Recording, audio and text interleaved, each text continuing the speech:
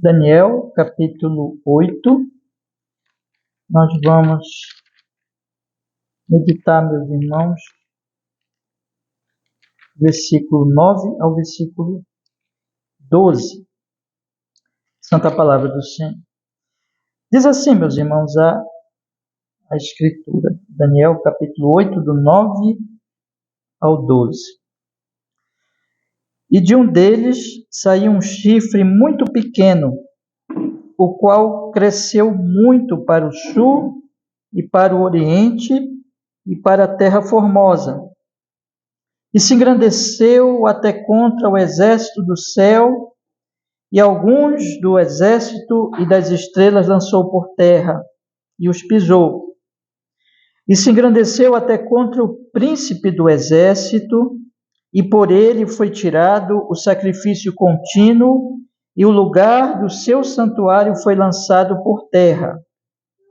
E um exército foi dado contra o sacrifício contínuo por causa da transgressão, e lançou a verdade por terra, e o fez, e prosperou.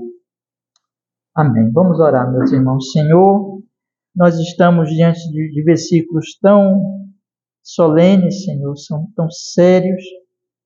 Nós suplicamos que o Espírito Santo abra a compreensão desse texto para nós e também abra o nosso coração, Senhor, de cada pessoa que está aqui.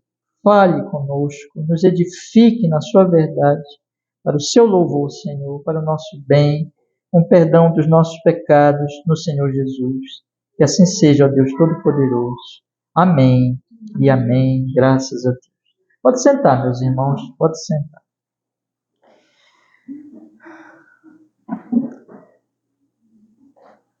Irmãos, nós chegamos nestes versículos aqui, do versículo 9 ao versículo 12, e, no certo sentido, esses versículos aqui, eles apresentam, na verdade, o que o Senhor queria mostrar para Daniel de mais importante. Nós vimos aqui vários reis, né? Mas esse rei aqui era o rei que a profecia aqui do capítulo 8 quer destacar. Então, é um rei que foi, assim, terrível para o povo judeu lá na antiguidade, que cometeu muitas atrocidades, muitas coisas ruins contra o povo de Deus. E todo o capítulo aqui, então, vai conduzindo aqui a história, vai mostrando o que vai acontecer e os vários reis que vão se suceder muito tempo depois de Daniel, mas para chegar exatamente aqui neste rei específico. Porque Deus tem interesse aqui de mostrar isso para Daniel, e através verdadeiramente de Daniel, irmão, disso aqui que ele está mostrando, tanto preparar o seu povo lá daquela época, é isso que Deus queria fazer, preparar o seu povo, mostrar para o seu povo tudo o que ia acontecer e por que ia acontecer, mas também preparar todos nós.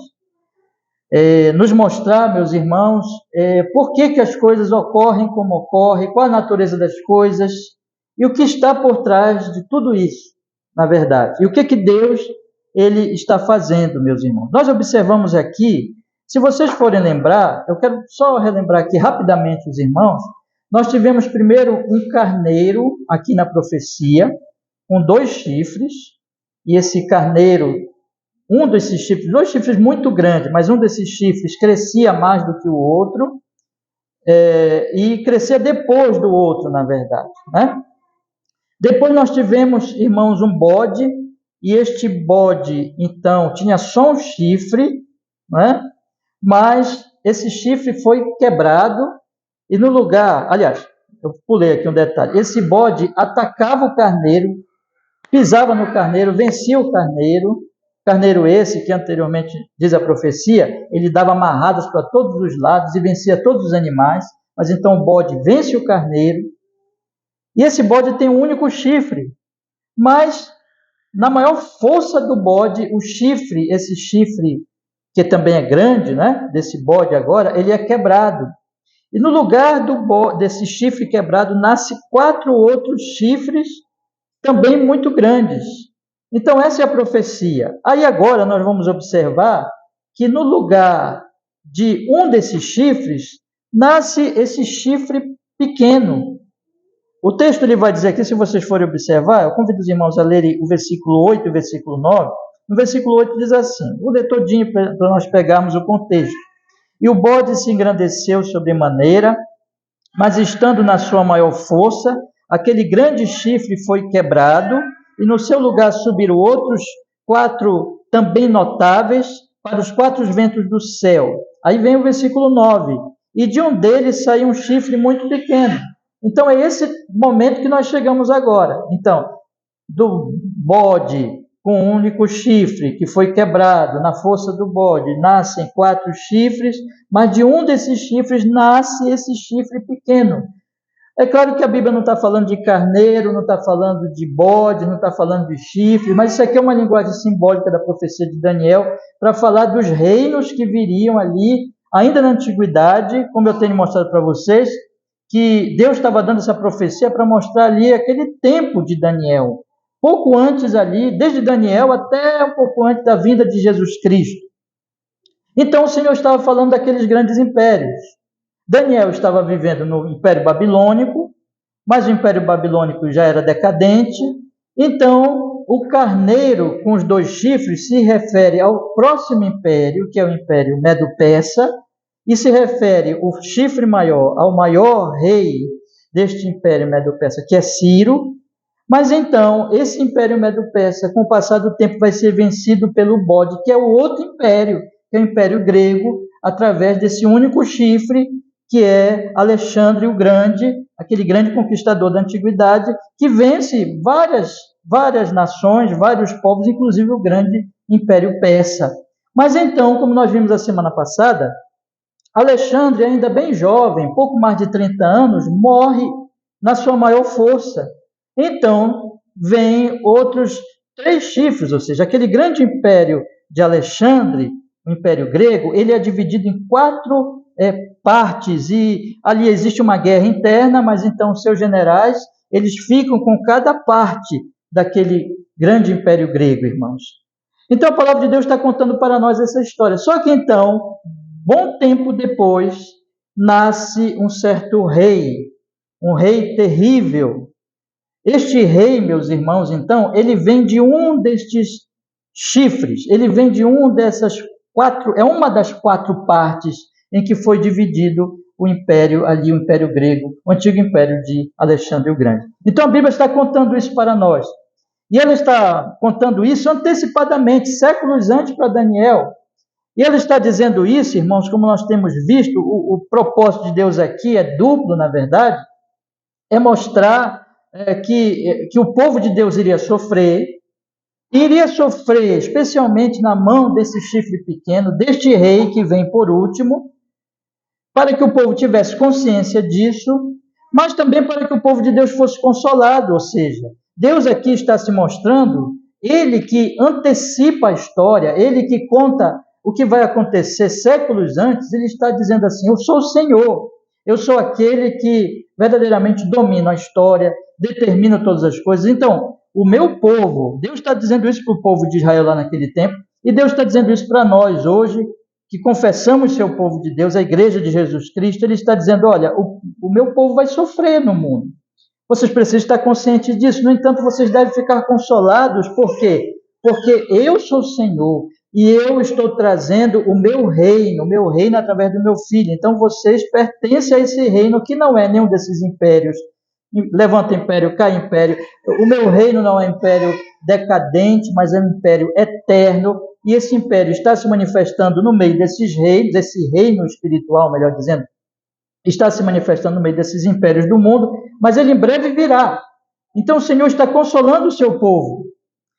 Mas aqui, meus irmãos, o que eu quero mostrar para vocês é que Deus ele está destacando esse rei terrível, que na verdade, eu já vou aqui dar o nome dele, é o Antíoco Epifânio, rei dos Seleucidas, foi um rei ali importante naquela época, e que perseguiu terrivelmente os judeus, matou, destruiu o culto e perseguiu a religião judaica e o povo judeu, querendo ali implantar a cultura grega à força.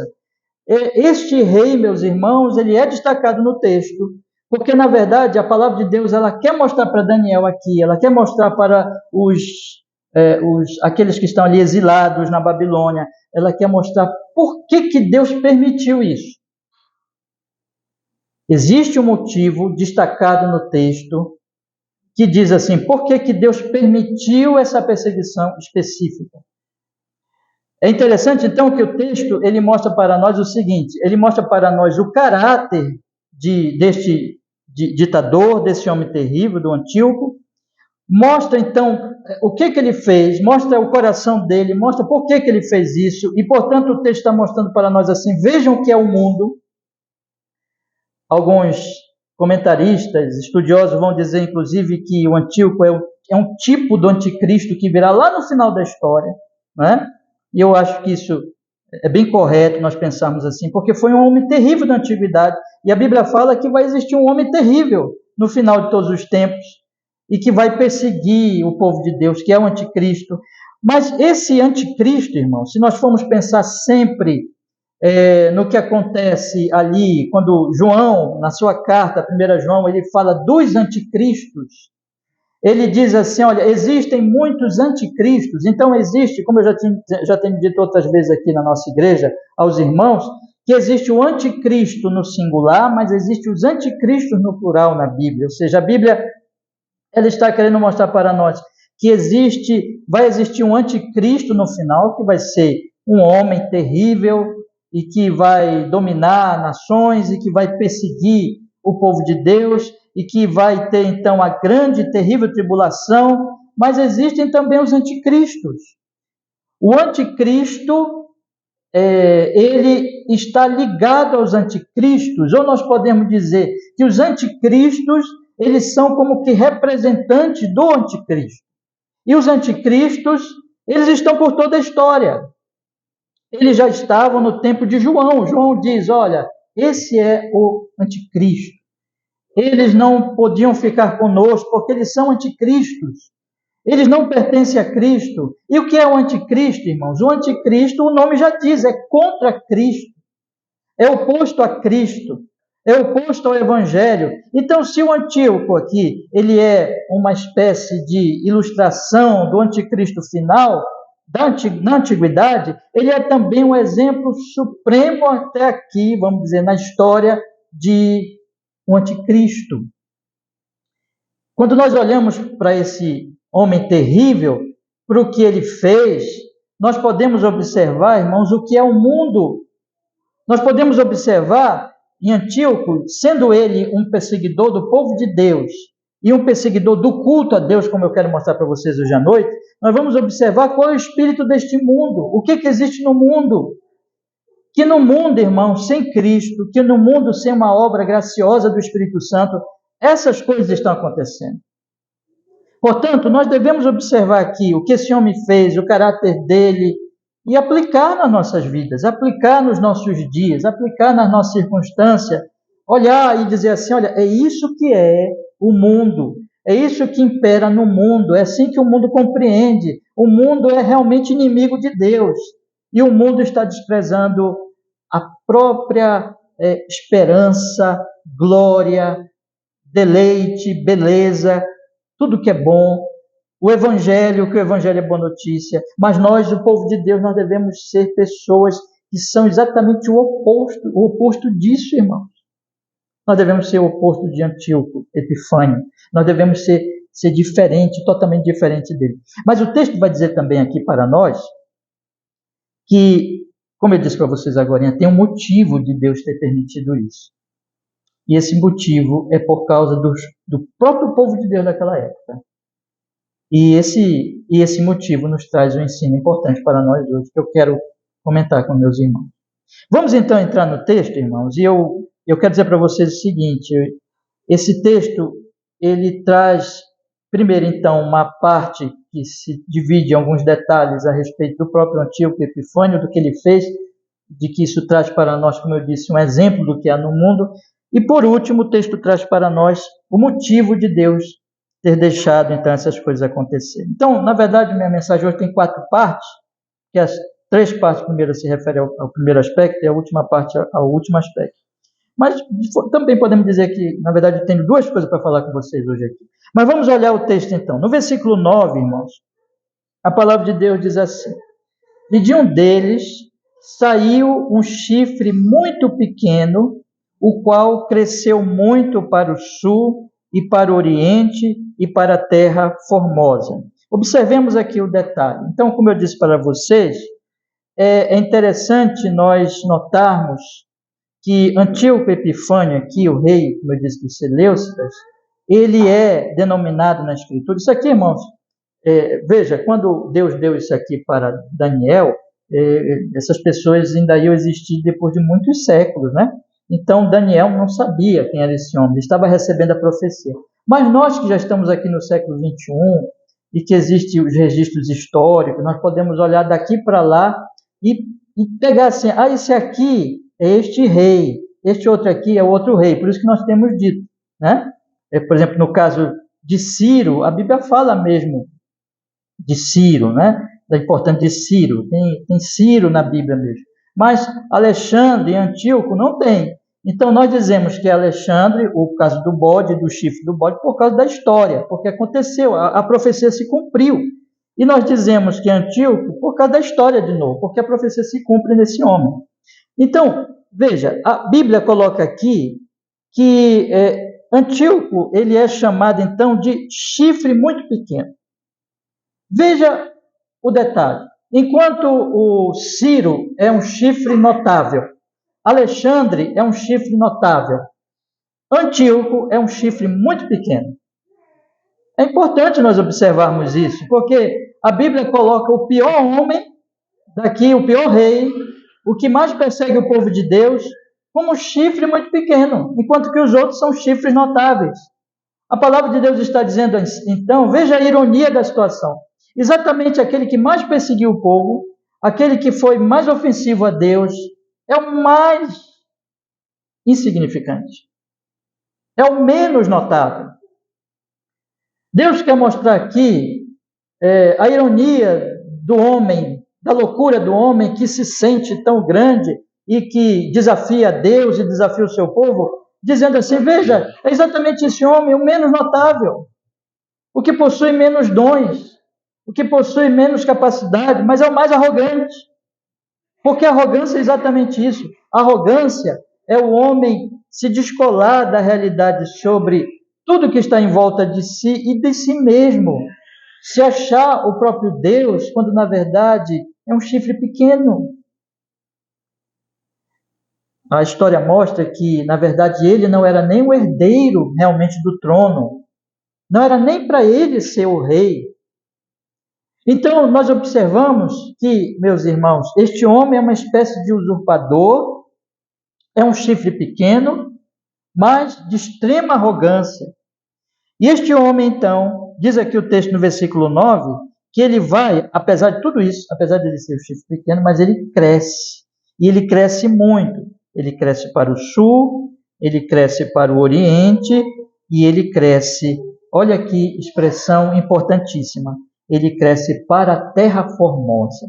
A terra formosa. O que a Bíblia está falando? Que terra formosa é essa, irmãos? Ora, irmãos, a palavra de Deus está dizendo aqui que esse homem, ele no seu ímpeto, no seu orgulho, na sua soberba, ele que é violento. Observem, eu peço por gentileza que você olhe comigo o versículo 23, e a Bíblia explica melhor sobre esse homem, e dizendo que ele virá muito tempo depois, né? No fim de toda essa história aqui dos animais. Lá no versículo 23 diz assim, mas no fim do seu reinado, quando acabarem os prevaricadores, se levantará um rei feroz de semblante. Olha a descrição que a Bíblia faz dele. E será entendido em adivinhações, e se fortalecerá o seu poder. Ele, então, é um rei feroz, e ele, na sua ferocidade, na sua violência, ele vai invadindo todas as terras, ele vai maltratando pessoas. Mas o destaque aqui do texto, irmãos, é que ele cresce contra a terra formosa. Que terra formosa é essa, meus irmãos? É a terra prometida, irmãos. é a terra prometida a Abraão, a Isaac, a Jacó. É a terra que Moisés liderou o povo tirando do Egito para levá-lo a essa terra, e que Josué, de fato, conduziu o povo, atravessou o Jordão e conquistou a terra. É a terra símbolo ali da promessa de Deus a Abraão. A Bíblia chama essa terra aqui, vejam, de terra formosa, de terra bela. É a terra bela. Babilônia não é bela. A Pérsia não é bela. Mas a Palestina é bela. A terra prometida. Vocês lembram que Daniel, cheia de pompa Babilônia, ele tinha uma janelinha no seu quarto voltada para a bela terra. Ele tinha uma janela voltada para Jerusalém. Daniel 3 vezes por dia se ajoelhava, olhando para Jerusalém, porque Jerusalém é a terra bela. E Antíoco Epifânio, Epifânio, ele vai se voltar contra a bela terra. Ele vai odiar a bela terra. Não é interessante que enquanto Daniel tem a janela aberta, cheia de amor, e orando por Jerusalém, e amando a terra bela, Antíoco Epifânio vai odiar essa terra, vai odiar a beleza da terra. Eu pergunto aos meus irmãos, por que ela é chamada formosa? Por que ela é chamada bela? Eu vou lhes explicar por que ela é chamada bela, mas eu quero que vocês abram comigo lá, em Gênesis capítulo 12. Vamos lá? Abra sua Bíblia aí, por gentileza, em Gênesis capítulo 12. E veja, irmãos, o chamado de Abraão mostra por que essa terra é chamada Terra Formosa. Gênesis capítulo 12.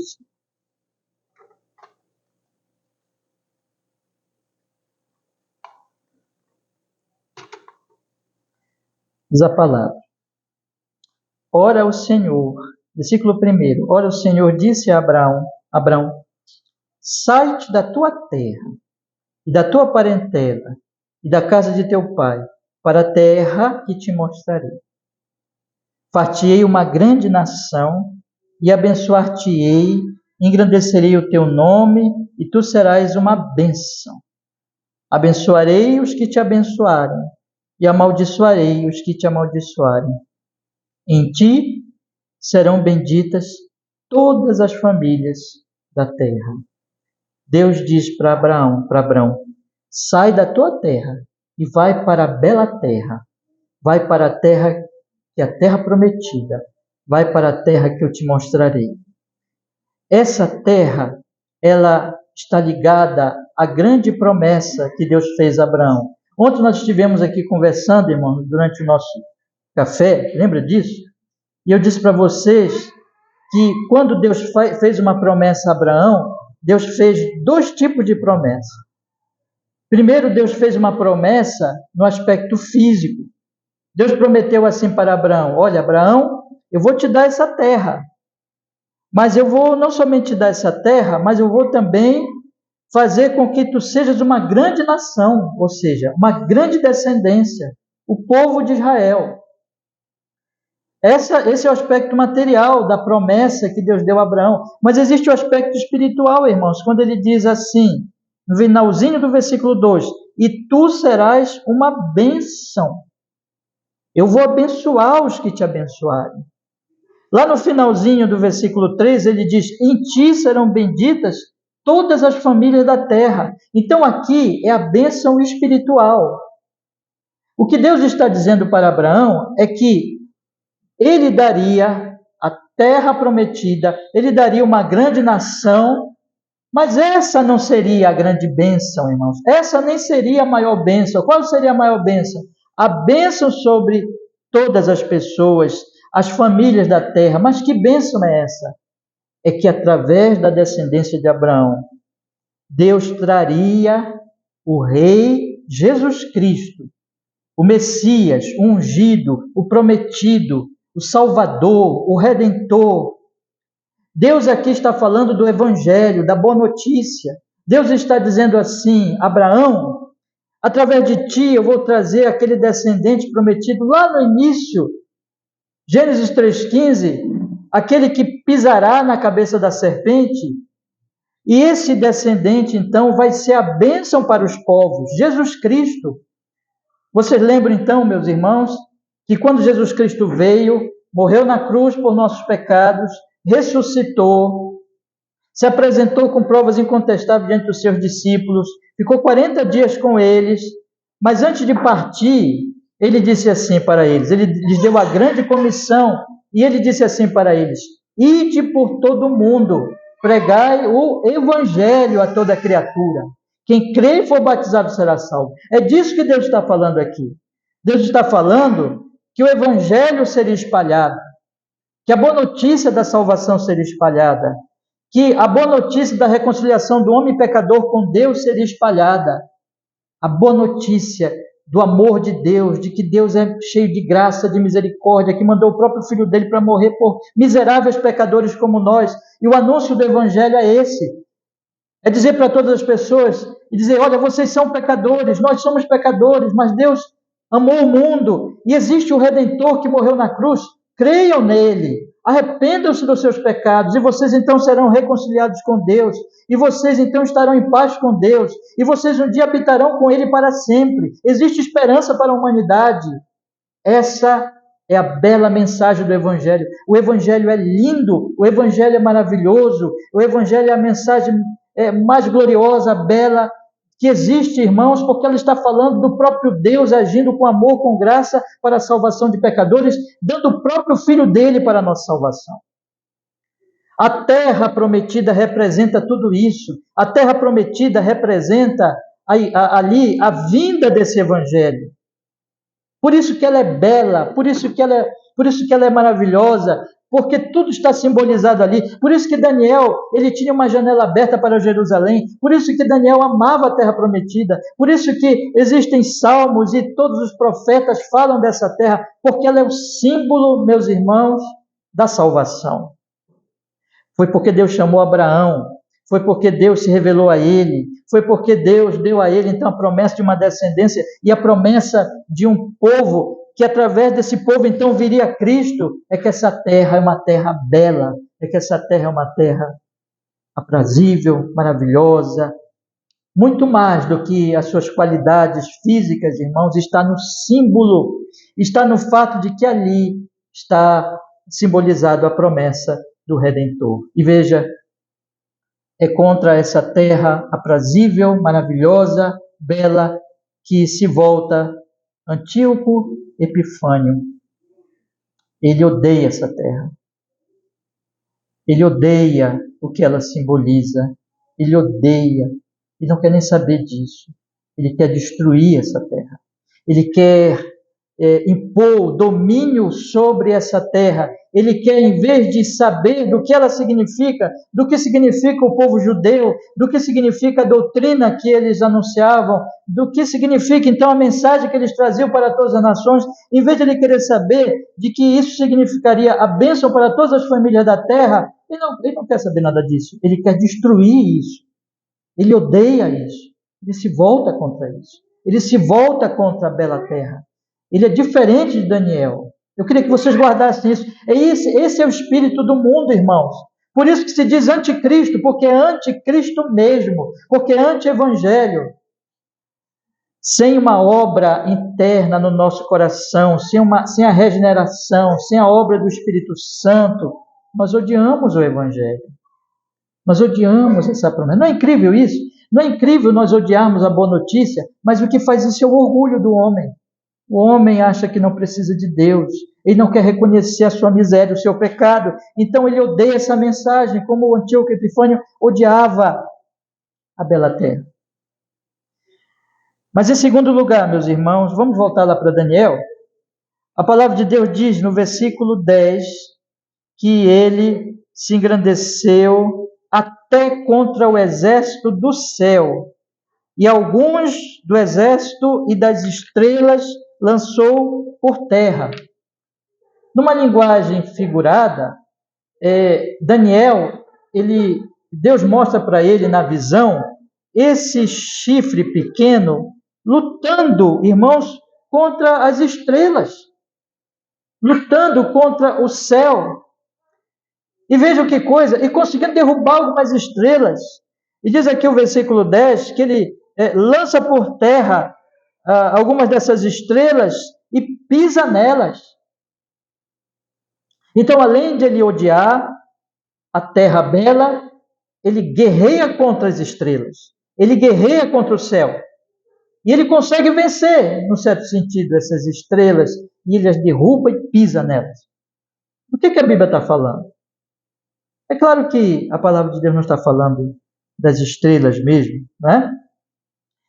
Provavelmente, irmãos, existem algumas interpretações diferentes dessas que eu vou falar aqui para vocês, mas é muito provável que aqui se refira ao povo de Deus, ao próprio povo da aliança, aquele povo ligado a Abraão, ligado a Moisés, o povo da aliança, porque eles estão em aliança com Deus, eles estão em aliança com Deus do céu.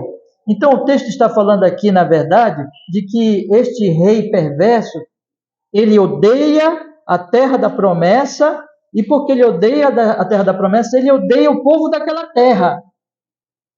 Ele odeia aqueles que são de Deus, e que creem em Deus, e que esperam em Deus. Então ele se volta contra este povo. Eu queria aqui dar apoio à nossa interpretação no próprio livro de Daniel. Convido vocês a olharem comigo aí no capítulo 12 agora, irmãos. No capítulo 12, vamos ler o capítulo 12. 3 versículos aí do capítulo 12. Do primeiro versículo ao versículo de número 3. A palavra do Senhor vai dizer assim, Daniel capítulo 12, verso 1 ao verso 3, diz assim: E naquele tempo se levantará Miguel, o grande príncipe que se levanta a favor dos filhos do teu povo, e haverá um tempo de angústia, o qual nunca houve, desde que houve nação até aquele tempo, mas naquele tempo livrar-se-á o teu povo, todo aquele que for achado escrito no livro.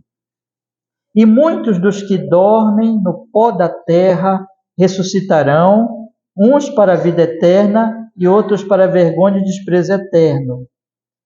Os que forem sábios, pois, resplandecerão como o fulgor do firmamento, e os que a muitos ensinam a justiça, como o que, meus irmãos?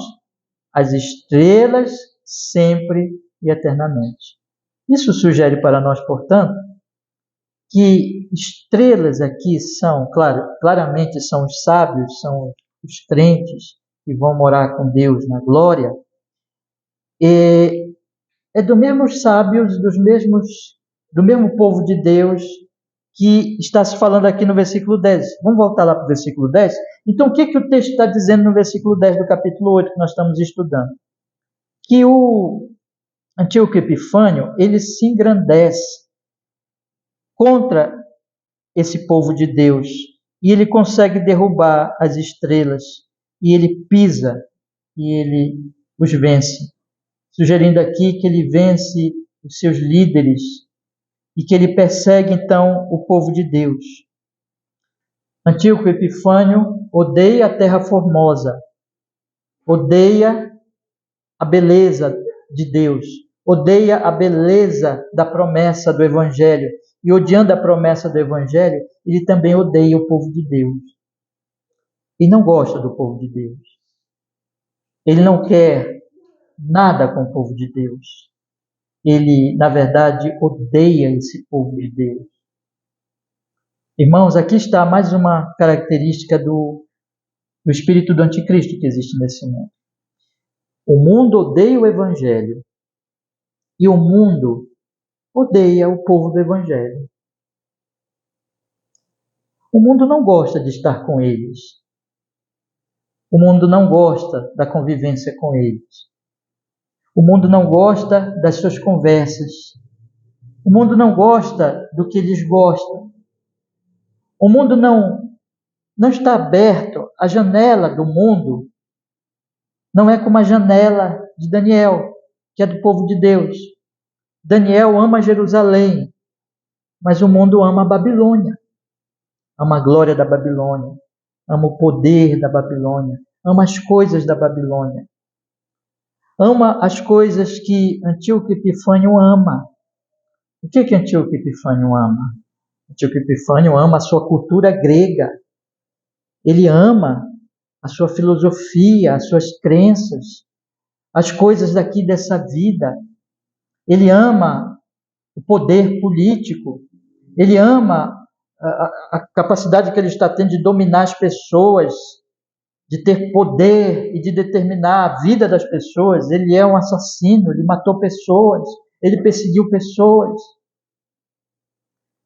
Ele ama essas coisas, irmãos, mas ele não ama a beleza do Evangelho e, portanto, não ama os que creem no Evangelho, não gosta de estar com eles, não tem comunhão com eles, não tem prazer neles. Eles são estranhos para ele. É gente que ele não quer ter contato, não ama. Esse é o espírito do mundo. O mundo não ama a igreja, irmãos. O mundo não ama o povo de Deus. Deixa eu falar uma coisa para os irmãos. Quando eu digo que o mundo não ama a igreja, eu estou falando que o mundo não ama a verdadeira igreja. Existe muito, preciso abrir esse parêntese aqui, para nós não confundirmos as coisas. Existem muitas coisas que são chamadas cristianismo, igreja, seguir a Cristo, mas que não é o verdadeiro cristianismo, não é o verdadeiro evangelho, não é a verdade, não é o verdadeiro povo de Deus. E essas coisas o mundo pode amar. Ou essas coisas o mundo pode entender errado como se fosse o povo de Deus, mas essa é uma outra situação. O que eu estou falando, meus irmãos, é do verdadeiro povo de Deus. Que Antíoco Epifânio, ele não ama a terra bela e, consequentemente, não ama a mensagem de Deus, consequentemente, ele não ama o povo que crê nessa mensagem. Que pecado terrível é odiar a bela terra. Que pecado terrível é odiar o povo daquela terra. Mas assim é Antíoco Epifânio. E aí vamos seguir, meus irmãos, ainda olhando para o caráter medonho desse homem. A partir do versículo 11, a palavra de Deus, então, dá agora mais uma característica do caráter dele. Veja o que diz o versículo 11. Eu vou ler o 11 e o 12 juntos, aí eu vou destacando, tá? O versículo 11 diz assim: E se engrandeceu até contra o príncipe do exército, e por ele foi tirado o sacrifício contínuo, e o lugar do seu santuário foi lançado por terra. E um exército foi dado contra o sacrifício contínuo por causa da transgressão, e lançou a verdade por terra, e o fez, e prosperou. Vamos ver agora o próximo pecado de Antíoco Epifânio. Primeiro, ele não ama a terra formosa, ele persegue, ele se volta contra ela. Segundo, ele não ama as estrelas, ele não ama o povo do céu, e ele o persegue, e o pisa, e o mata, e o destrói. Mas não é só isso, irmão. O texto vai dizer que ele agora se engrandece contra o príncipe deste exército, contra o príncipe do exército do céu. Quem é o príncipe do exército do céu? É o próprio Deus, irmãos. Na verdade, a palavra de Deus está dizendo aqui que Antíoco Epifânio está em guerra contra Deus. Uma característica importante do capítulo 9 é o seguinte: ela não fala de Ciro em guerra contra Deus. Ela não fala de Alexandre em guerra contra Deus. Mas ela fala de Antíoco Epifânio em guerra contra Deus. Não é que os outros amassem a Deus, mas existe uma característica nesse homem, é por isso que ele é tido como anticristo, como símbolo do anticristo, porque ele odeia a Deus e ele se põe. Aqui, veja, não é o bode lutando contra o carneiro, não é a briga dos animais aqui embaixo, não é o chifre lutando contra outro chifre, é o chifre pequeno lutando contra o céu. É isso que a Escritura quer apontar para nós. Veja, preste bem atenção, meus irmãos, nessa figura. É o chifre pequeno lutando contra o céu. A palavra de Deus, então, quer destacar aqui que, na verdade, quando ele luta, quando ele odeia a terra formosa, quando ele odeia e ele guerreia contra as estrelas do céu, o povo de Deus, na verdade, ele está se engrandecendo contra o príncipe deste povo, contra o próprio Deus. Agora você dirá assim, mas pastor, quem é que pode lutar contra Deus? Isso é impossível. É claro que, irmãos, uma luta dessa é uma completa loucura, mas no coração do homem existe sim esse desejo de vencer Deus e de guerrear contra Deus e de submeter Deus a si mesmo. É claro que ele nunca vai conseguir isso, mas ele empreende essa luta de que maneira, irmãos? Deixa eu lhes explicar agora, e o texto mostra isso claramente. Ele vai se voltar contra Deus, voltando-se contra tudo que Deus institui na terra, no sentido do anúncio do santo evangelho e da promessa de Deus. Vou repetir isso aqui. A guerra do chifre pequeno não pode ser, claro, direto contra Deus e nem vai conseguir, claro, vencer Deus em si. Mas a luta dele contra Deus é lutar contra tudo que Deus está instituindo no mundo. Meus irmãos, existem muitas instituições no mundo que Deus também, claro, foi Ele que instituiu. Por exemplo, a família, Deus instituiu. As autoridades públicas, Deus instituiu. Só que essas duas instituições estão assim na categoria do natural. É natural que um homem se case, uma mulher se case, é natural que tenham filhos, é natural família. É natural que tenha governo. Mas existe uma instituição sobrenatural. Existem aquilo que Deus institui que não é normalidade, que não acontece normalmente na vida humana. Que não vai acontecer como um homem se casa com uma mulher, gera filhos e tudo, que é normal, é natural, não há nada de milagroso, de extraordinário nisso. Não, essa instituição diz respeito à revelação do próprio Deus ao seu povo. Essa instituição diz respeito à promessa que Deus fez lá a Abraão em Gênesis capítulo 12. E quando Deus deu essa promessa, Deus deu uma lei, Deus deu um templo. Primeiro era um tabernáculo, depois um templo. Deus deu um culto muito bem organizado. E dentro deste culto muito bem organizado, que você encontra ali, nós estamos estudando, por exemplo, nas quartas-feiras o livro de Deuteronômio, você vê ali a instituição do sacerdócio, dos levitas, que tomam conta do culto, das várias partes do tabernáculo, dos sacrifícios. Tudo aquilo é instituição divina, irmãos.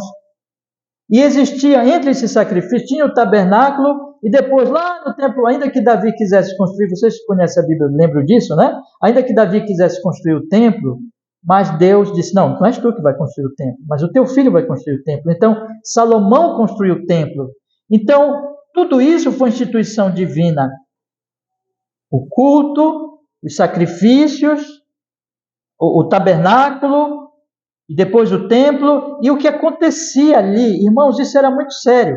Quando nós estudamos os primeiros livros da Bíblia, especialmente Levítico, Números, Deuteronômio, nós observamos o quê? Nós observamos que o tabernáculo ficava no centro ali da religião, da cultura, e os levitas protegiam o tabernáculo. Ocorreu o caso de pessoas morrerem porque eles não trataram bem o culto, e o culto era tão sério, e aquele tabernáculo simbolizava a presença de Deus, e era tudo tão sério, meus irmãos, que só o sumo sacerdote, por exemplo, entrava no Santíssimo Lugar, e uma vez por ano, no dia da expiação, porque ali, irmãos, simbolizava a presença do Santo Deus. Era tudo muito sério. Era Deus revelando a sua santidade, era Deus revelando que a única maneira do povo se aproximar dele era através dos sacrifícios, do sangue de animais. E o que Hebreus vai dizer? Vocês lembram, né? Eu até citei aqui ontem, no nosso café aqui, que o Hebreus vai dizer que o sangue de animais não pode purificar pecados. Tudo aquilo estava apontando para quem, meus irmãos?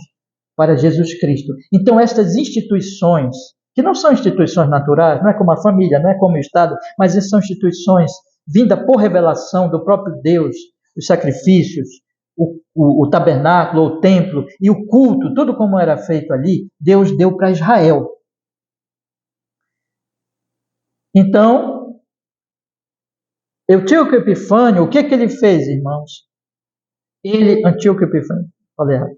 O que ele fez? Ele se voltou contra Deus, não diretamente, mas ele se voltou contra aquilo que é instituição divina.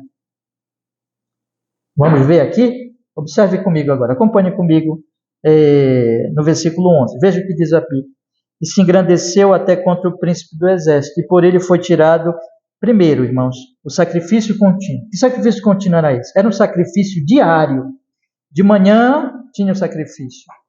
À noite, à tarde, mais ou menos de tarde à noite, tinha outro sacrifício. Diariamente, e ele proibiu esse sacrifício. Veja que afronta. Deus instituiu esse sacrifício. Ele disse, acabou o sacrifício, não tem mais. E o povo judeu foi proibido de sacrificar a Deus. Depois, o que ele fez, irmãos? Fala do santuário, fala do templo, fala do tabernáculo. Diz o texto aqui, e o lugar do seu santuário foi lançado por terra. Ou seja, ele está dizendo aqui que tudo que significa aquele santuário foi jogado fora. Ele profanou o santuário. A história mostra, irmãos, que ele sacrificou porco no altar, que era uma ofensa, era um animal impuro diante de Deus. Ele fez isso. Ele estabeleceu e consagrou o templo ao deus Zeus. Ele profanou o templo do Senhor. Ele destruiu o sacrifício contínuo e ele ofereceu um sacrifício imundo ali, afrontando o próprio Deus, afrontando o culto a Deus. E ainda ofereceu o templo de Deus a um Deus pagão, ao seu Deus. A palavra de Deus continua dizendo no versículo 12 que um exército foi dado contra o sacrifício contínuo, provavelmente aqui deve se referir ao poder militar dele, e que por esse poder militar, então, ele proibiu esse sacrifício, enfim, exterminou o sacrifício contínuo por causa da transgressão, mas aí o texto continua falando, e lançou a verdade por terra. Ele lançou todas as instituições divinas que eram a verdade de Deus, a revelação de Deus. Aqui está falando da lei de Deus, a lei cerimonial, mais especialmente, mas também se inclui a lei civil e a lei moral, os 10 mandamentos. E toda aquela cerimônia que eu já citei aqui rapidamente aos meus irmãos, ele disse, basta. A palavra de Deus diz, aqui, irmãos, no versículo 24, vocês podem perceber, diz assim, e se fortalecerá o seu poder, mas não pela sua própria força, destruirá maravilhosamente e prosperará, e fará o que lhe aprouver, e destruirá os poderosos e o povo santo, e pelo seu entendimento também fará prosperar, olha só, o engano na sua mão, e no seu coração se engrandecerá, e destruirá muitos que vivem em segurança, e se levantará contra o príncipe dos príncipes, mas sem mão será quebrado. Ele então vai destruir todas as instituições divinas que proclamavam, prometiam a vinda de Jesus Cristo, simbolizavam a vinda de Jesus Cristo, e profanará o templo e, enfim, lança a verdade por terra. E o texto não para aí. O texto diz que ele faz isso e ele prospera. Ele consegue. Para o sacrifício. O templo é profanado.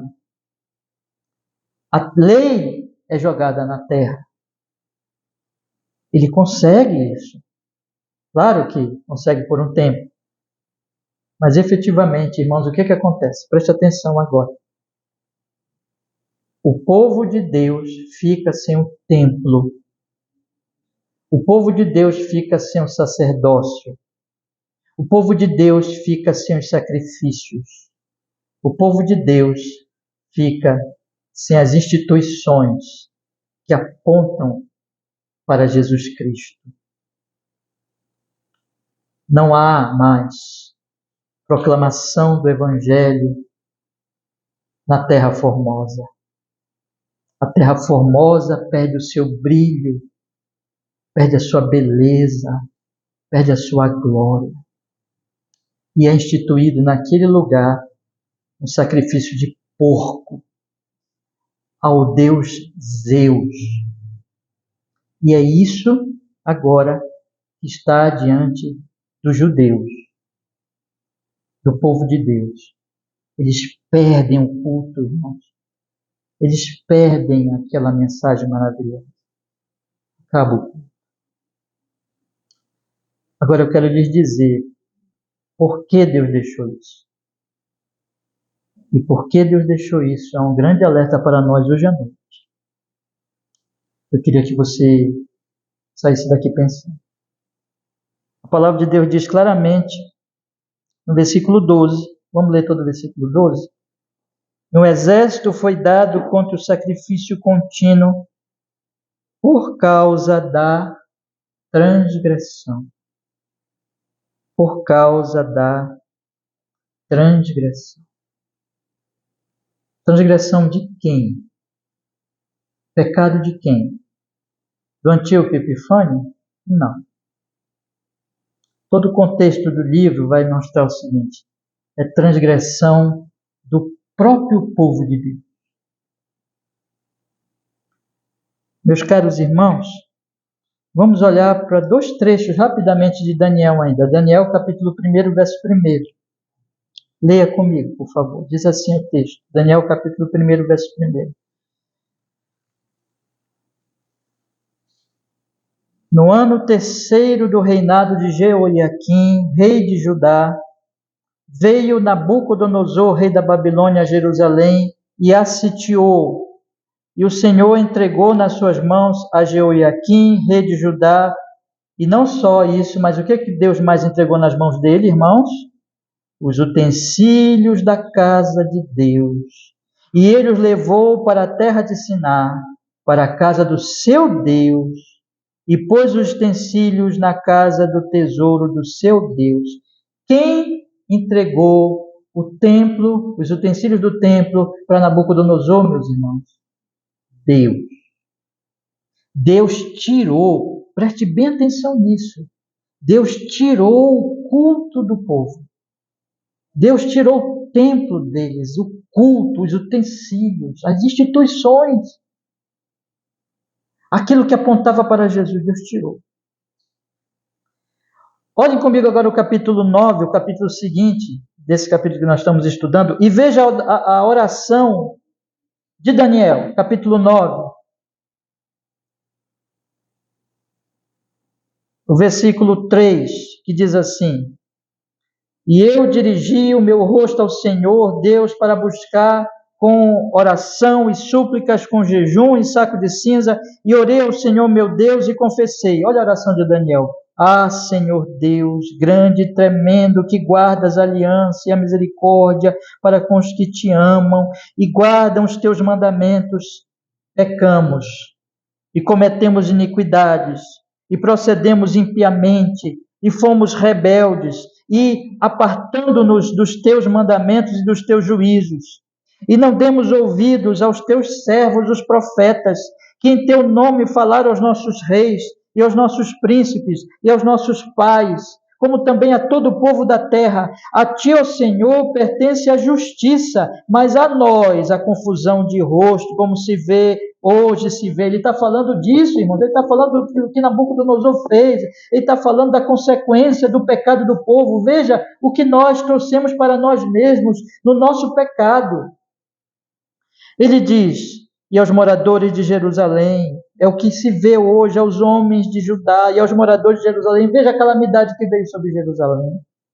E todo Israel, aos de perto e aos de longe, em todas as terras por onde os tens lançado. Eles foram espalhados por todos os lugares e ficaram sem o culto, sem o templo, sem as instituições divinas, por causa das suas rebeliões que cometeram contra ti. Ó Senhor, a nós pertence a confusão de rosto, aos nossos reis, aos nossos príncipes, aos nossos pais, porque pecamos contra ti. Ao Senhor nosso Deus pertence a misericórdia e o perdão, pois nos rebelamos contra Ele e não obedecemos à voz do Senhor nosso Deus para andarmos nas suas leis, que nos deu por intermédio dos seus servos, os profetas. Sim, todo Israel transgrediu a tua lei, desviando-se para não obedecer à tua voz. Por isso, a maldição e o juramento que estão escritos na lei de Moisés, servo de Deus, se derramaram sobre nós, porque pecamos contra ele. E ele confirmou a sua palavra que falou contra nós e contra os nossos juízes que nos julgavam, trazendo sobre nós um grande mal. Porquanto debaixo de todo o céu nunca se fez como se tem feito em Jerusalém, como está escrito na lei de Moisés. Todo esse mal nos sobreveio. Apesar disso, olha só, não suplicamos a face do Senhor, nosso Deus, para nos convertermos das nossas iniquidades e para nos aplicarmos a tua, o que, irmãos? Verdade. Quer dizer, eles pecaram, Deus trouxe esse mal sobre eles e eles não se arrependeram. Eles não confessaram os seus pecados. E Daniel está aqui orando, Deus tem misericórdia de nós. Irmãos, o que significa isso? Significa que Deus está dizendo, veja Daniel, veja que o que aconteceu agora vai acontecer séculos depois, no tempo de Antíoco Epifânio. Séculos depois, o povo vai pecar de novo. Os exilados vão voltar no tempo de Ciro. Vocês conhecem a Bíblia, sabem? Ciro é o libertador de Israel. Eles vão voltar para Jerusalém. Mas Deus está dizendo, eles vão pecar de novo. Eles estão perdendo o culto, eles perderam a terra formosa, eles perderam as instituições divinas, eles perderam o templo, eles perderam o sacrifício, eles perderam o sacerdócio, eles perderam o anúncio da lei de Deus, a glória do Evangelho, porque eles, quando tinham, observe bem, meus irmãos, quando eles tinham o templo, eles não davam valor para o templo. Quando eles tinham os sacrifícios, eles não davam valor para os sacrifícios. Quando eles tinham as instituições, eles não davam valor para as instituições. Eles desprezaram tudo que Deus estava dando para eles. Portanto, o Senhor os tirou deles tudo que eles tinham. Porque é isso que Deus faz, irmãos. Se nós estivermos recebendo o Evangelho, se nós estivermos tendo contato com o Evangelho, se nós ouvirmos a palavra de Deus, mas ainda assim tratarmos com desdém, desprezarmos o culto, desprezarmos a pregação da palavra, desprezarmos o que Deus tem nos dado, Deus, digam meus irmãos solenemente esta noite, que Deus tirará isso de nós. Se não nos arrependermos, se não nos voltarmos para Deus, isso nos será tirado mais cedo ou mais tarde. Nós não teremos mais. Nós não teremos mais a bela cidade. Nós não teremos mais a pregação do Evangelho. Nós não teremos mais os sacrifícios diários. Nós não teremos mais, não ouviremos mais que Jesus é o Salvador, o Redentor. Nós não teremos mais o povo de Deus. Que tristeza para um povo quando ele não tem mais essas coisas. Irmãos, isso tem acontecido na história. Isso aconteceu na Europa. Isso está acontecendo na América, nos Estados Unidos. Isso acontece em muitas nações. Deus está retirando as suas instituições. Deus não está enviando mais os seus pregadores. Deus não está prosperando mais as suas igrejas. Porque o povo da terra não ouve. Porque o povo da terra não quer saber. Eu quero deixar aos meus irmãos este alerta. Eu quero deixar para vocês que nós temos que levar a sério, meus queridos irmãos, se o que nós estamos fazendo aqui todos os domingos não é uma mera reuniãozinha social.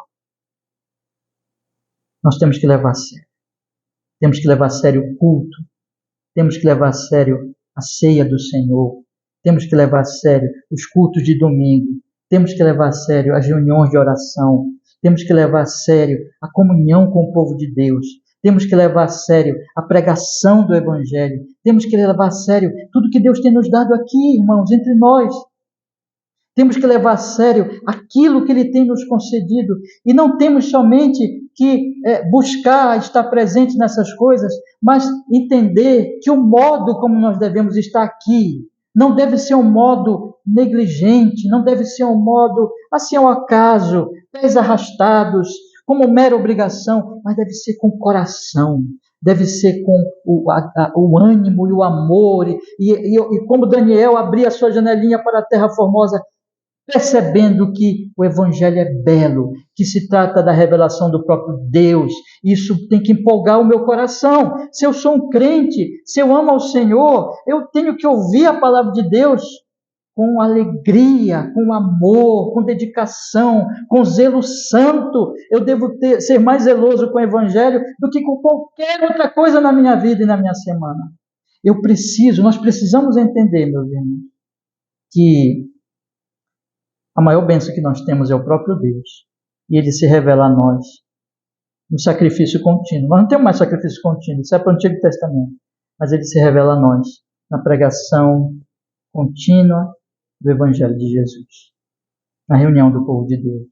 No culto público, especialmente, na Igreja do Senhor. Não despreze isso. Não trate isso como se fosse uma coisa que você pode deixar para depois, quando eu quiser, quando eu tiver tempo, quando eu tiver disposição. Não, meu. Isso é a sua vida. Porque se nós tratarmos com desdém, solenemente eu lhes digo, Deus retirará isso de nós. E aqui eu quero finalizar, meu tempo já está estourando ali, com duas rápidas aplicações. Em primeiro lugar, vamos olhar para Antíoco Epifânio, vamos olhar para tudo que ele representa, que é o anticristo. O ódio à terra formosa, o ódio ao povo de Deus, o ódio ao culto a Deus, ao próprio Deus. E vamos entender que nós somos cristãos, crentes em Cristo Jesus, nós temos que ser o oposto disso. Meus irmãos, nos aproximemos da cruz de Jesus todos os dias. Meditemos no santo evangelho da graça de Deus, que Jesus morreu por nós e nos salvou gratuitamente todos os dias. Então, vamos orar a Deus e que o nosso coração se aqueça de amor à terra formosa, de amor a Deus, de amor ao Evangelho, de amor ao povo de Deus, de amor às coisas santas, de amor às instituições divinas, de amor ao culto, à presença, a estar com o povo de Deus adorando ao Senhor. Que o nosso coração seja cheio de calor e de amor a Deus. Isso acontece na medida que nós meditamos mais e mais no Evangelho de Jesus. E em segundo lugar, Deus nos guarde de nós desprezarmos essas coisas. E deixando aqui os alertas aos irmãos, porque isso será retirado.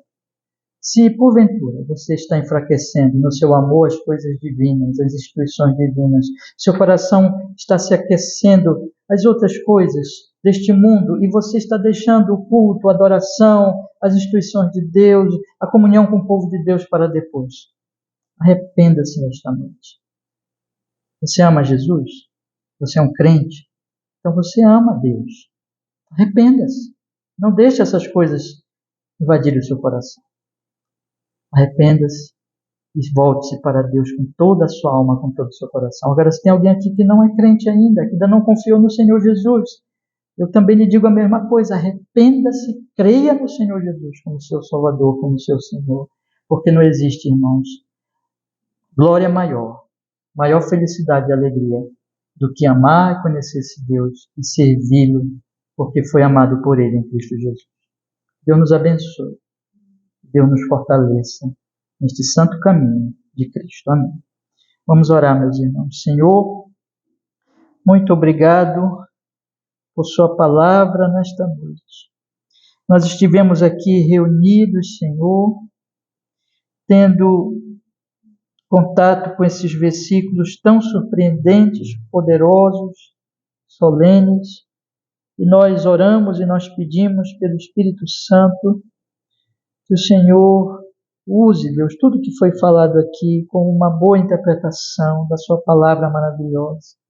Que o Senhor use para abrir o nosso coração, para nos despertar, para nos guardar das influências dos anticristos dessa nossa era, e que o Senhor desperte em nós, Senhor, crescimento espiritual em Cristo Jesus, o maior amor à terra formosa, ao Evangelho, a beleza das promessas de Deus, ao amor ao povo de Deus e ao amor àquilo que o Senhor instituiu para nós te conhecermos mais e mais, o amor a Ti, o amor e o uso dos meios de graça, a pregação, o culto público, a oração pessoal, a meditação nas Escrituras. Oh Deus, abençoe o seu povo. Senhor Deus, se temos em algum sentido desprezado, tratado com leviandade aquilo que o Senhor tem nos dado, perdoa-nos, Senhor. Perdoa a nossa igreja. Lava-nos dos nossos pecados, Senhor. Nós queremos nessa noite nos arrepender, se assim tem acontecido, e pedir que o Senhor quebrante o nosso coração de cada um de nós e venha, Senhor, nos fortalecer mais e mais nessa busca, que em vez de enfraquecermos, nós nos fortaleçamos cada vez mais no amado Salvador Jesus Cristo e sejamos mais e mais cheios de alegria dele. E que todos aqui possam crer em Jesus e se arrepender dos seus pecados para a sua salvação, em nome de Jesus. Amém e amém. Deus nos abençoe, meus queridos irmãos. Eu quero lhes convidar para nós lermos no nosso programa de culto trechozinho da Confissão de Fé hoje à noite. Tá bom?